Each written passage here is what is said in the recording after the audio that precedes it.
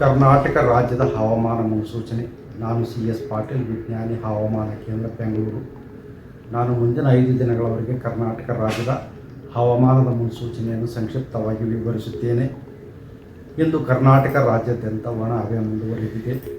ಬೀದರ್, ಕಲಬುರಗಿ, ಯಾದಗಿರಿ, ರಾಯಚೂರು, ವಿಜಯಪುರ, ಬಾಗಲಕೋಟೆ, ಬೆಳಗಾವಿ, ಧಾರವಾಡ ಹಾಗೂ ಗದಗ ಜಿಲ್ಲೆಗಳ ಕೆಲವು ಕಡೆ ತಂಪು ಗಾಳಿಯು ಮುಂದುವರಿದಿದೆ.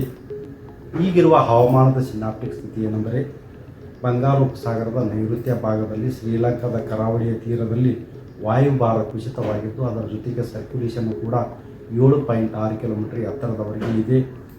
ಇದರ ಪ್ರಭಾವದಿಂದ ಕರ್ನಾಟಕದ ದಕ್ಷಿಣ ಒಳನಾಡಿನ ಜಿಲ್ಲೆಗಳಲ್ಲಿ ತುಮಕೂರು, ಚಿಕ್ಕಬಳ್ಳಾಪುರ, ಬೆಂಗಳೂರು, ಕೋಲಾರ, ರಾಮನಗರ, ಮಂಡ್ಯ, ಮೈಸೂರು, ಚಾಮರಾಜನಗರ, ಕೊಡಗು ಹಾಗೂ ಹಾಸನ ಜಿಲ್ಲೆಗಳ ಕೆಲವು ಕಡೆ ನವೆಂಬರ್ 18ರಿಂದ ನವೆಂಬರ್ 22ರವರೆಗೆ ಕೆಲವು ಕಡೆ ಹಗುರವಾಗಿ ಮಳೆಯಾಗುವ ಹೆಚ್ಚಿನ ಸಾಧ್ಯತೆ ಇದೆ.